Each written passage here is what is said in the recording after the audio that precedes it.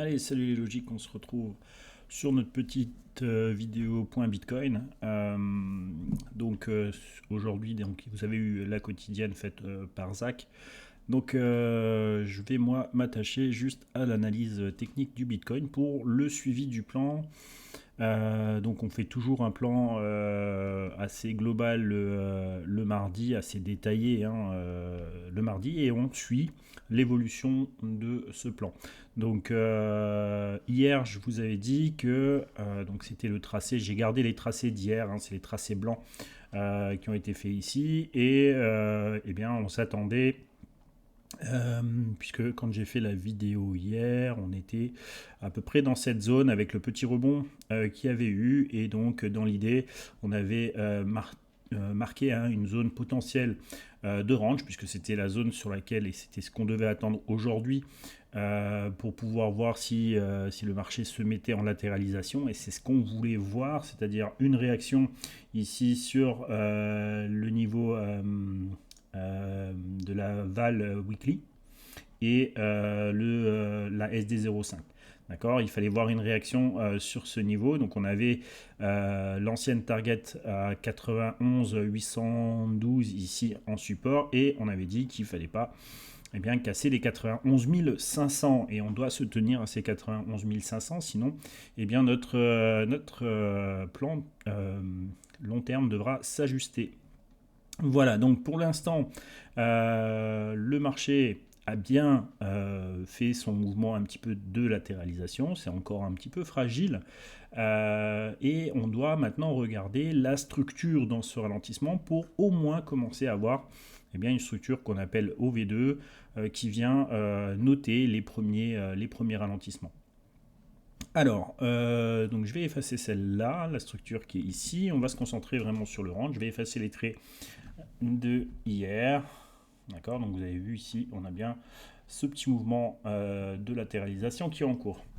Il va falloir qu'on ajuste le temps ici sur cette vague correctrice, puisqu'on a continué à faire un plus bas ici. Donc je vais pour l'instant l'enlever, et je vous mettrai après le nouveau niveau temporel qui va nous intéresser. Donc là, ce qu'on va s'intéresser aujourd'hui, c'est vraiment la structure du range. Et sur cette structure de range, ici, déjà de revoir par rapport à ce point bas si on a une recorrélation temporelle. Donc au niveau des nombres de l'Ishimoku, puisque vous avez plusieurs manières de regarder les temps au niveau de l'Ishimoku, et notamment ces recorrélations temporelles. Donc ici on a le cycle de 42 depuis ce point bas, de 8 janvier 18h30. On a donc une recorrélation en 42 ici qui nous permet de, comme on a cassé le point de 18h30 le 8 janvier, on a une structure en OV2 sur ce qu'on appelle une onde naturelle.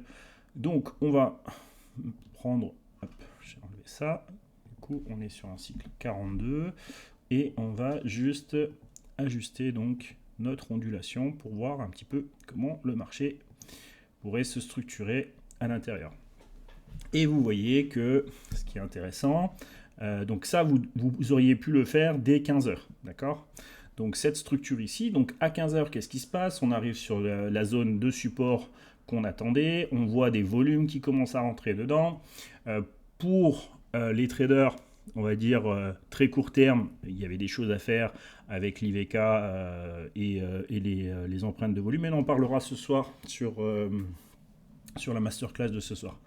Donc pour les autres traders, on doit attendre, donc ceux qui sont un peu plus long terme, on doit attendre vraiment de voir si cette correction ici, cette latéralisation va former un creux pour pouvoir envoyer un creux dans l'unité temps supérieure, donc l'unité de temps daily qui va nous intéresser aujourd'hui. Donc pour l'instant, on est en train de faire notre structure de ralentissement. Donc nous, c'est une OV2 qui vient targeter la target S à 94 681, donc on est venu mécher sur cette target, donc on l'a fait un petit peu en avance, donc ça c'est un point qui est relativement positif. Vous voyez que ça a rejeté au niveau de la Shinko et de ses prix, donc c'est encore un petit peu fragile, et on a un Kinkoyo qui commence tout doucement à eh bien, se mettre à plat et de possiblement retracer, pardon, la Tenkan passer au-dessus et donc s'améliorer. On a, vous voyez, l'épaisseur du nuage qui commence à faiblir également, donc ça c'est plutôt positif, d'accord. Mais encore, pour l'instant, rien n'est fait.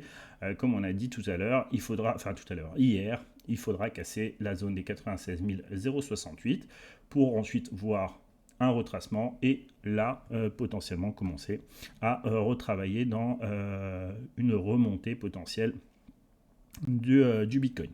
Voilà, et toujours cette alerte, gardez en tête, 91 500, il ne faut pas que ça casse ce niveau-là, c'est hyper important.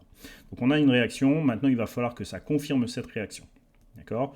Donc pour l'instant, on pourrait commencer à établir nos premiers scénarios, donc 1, 2, 3, 4, 5, 6, 1, 2, 3, 4, 5, 6, d'accord. Donc on a une sous-structure maintenant sur la troisième vague ici qu'on pourrait commencer à lier pour voir jusqu'où ce petit mouvement baissier, hop, à chaque fois que je prends une ondulation, forcément, ça me compte comme, je vais les effacer ici, je vais effacer celle-là, ok, et on va partir sur l'ondulation, donc à partir du point haut, ici, de midi, B et C. Donc ça va nous permettre un petit peu de donner les targets de correction qu'on devrait envisager. Alors vous avez bien compris que dans l'idéal, eh bien, il faudra éviter de faire la Y à 90 992 parce que là, eh bien, ça changerait un petit peu la donne sur les unités de temps plus longues et donc parce qu'on aurait la rupture des 91 500.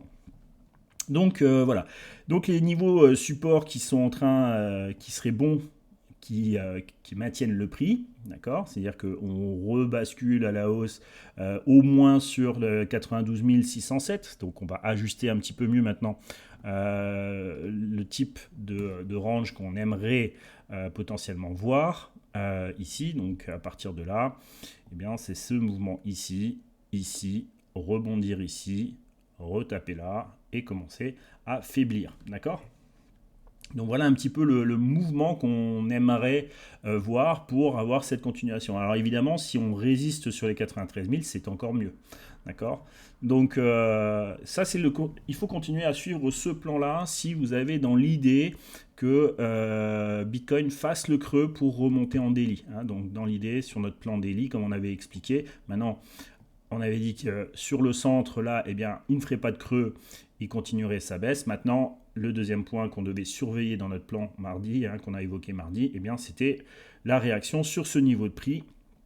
Et donc, sur ce niveau de prix, est-ce qu'on va fournir un creux qui va nous permettre de remonter, rester dans le range, mais remonter, tester les parties hautes du range. Donc, pour l'instant, eh bien, on est toujours dans ce scénario-là qu'il faut continuer à évaluer. Et l'évaluation, donc ce que vous devez regarder pour demain, puisque là ça s'arrêtera encore ce soir à 22h, et bien c'est la continuation de ce range. Et ensuite, dans l'idéal, et bien c'est que vous repartiez à la hausse après 19h. Donc là, ce serait très bien de repartir un petit peu à la hausse et on aurait une première sous-structure qui nous intéresserait dans la troisième vague pour continuer ce mouvement et essayer de grappiller les 96 083. Ça, c'est vraiment le mouvement le plus intéressant à faire, c'est-à-dire d'aller rechercher ce niveau-là pour ensuite corriger et partir après à la hausse. Donc voilà un petit peu, bon ça part un petit peu fort, il n'y a pas trop de volume ici. Voilà, toujours pareil, gardez en tête 91 500. Et cette structure-là, pour l'instant, à regarder. Donc on a bien mis en place la latéralisation. Il va falloir qu'elle soit solide pour encaisser le mouvement. Regardez quand est-ce que la Shinku traversera ses prix et restera au-dessus de ses bougies. Ça, c'est hyper important aussi. Donc il y aura une autre date qu'on va essayer de vérifier. Ici, donc quand la Shinku passera sur cette date, donc c'est à partir de minuit. Vendredi, alors n'oubliez pas, vendredi je crois qu'il y a le NFP aussi, donc on sait que c'est assez volatile dans ces périodes-là, donc on verra ce qu'attend le marché. C'est ça, je vais marquer, hop, je vais mettre une ligne verticale à cette date-là. Donc ce soir, minuit, eh bien, on aura la Shinku qui sera au niveau de l'influence de ce point bas là, et donc on verra un petit peu la réaction. Est-ce qu'elle basculera au-dessus des prix, et dans quel cas il faudra qu'on ait une similitude, c'est-à-dire une impulsion après minuit ici, où le marché essaye de repartir à la hausse avec, si c'est possible, la même amplitude. Alors attention, à minuit c'est pas le même niveau de volume qu'à 15 heures. Donc on fera attention à tout ça. Alors là, pour l'instant, vous voyez que la ligne de force qui est suivie, c'est plutôt la Y, la vitesse à laquelle ça va. Alors ça peut faire un petit peu peur, mais il faudra voir la réaction sur les 92 607. Donc là, on est en direct, donc ça c'est plutôt sympa. Voilà, c'est les prochains niveaux que vous devez regarder. 92 607. Et puis faire attention que les 90 992 ici ne soit pas atteint, puisqu'autrement on aurait la rupture des 91 500 qui poserait problème. On doit s'attendre à une réaction des traders weekly ici pour soutenir le prix. Voilà, on va voir s'ils le font ou ils ne le font pas. Et ça changera la donne et on réajustera le plan. Mais on verra ça demain. Je vous dis à la prochaine. Ciao, ciao.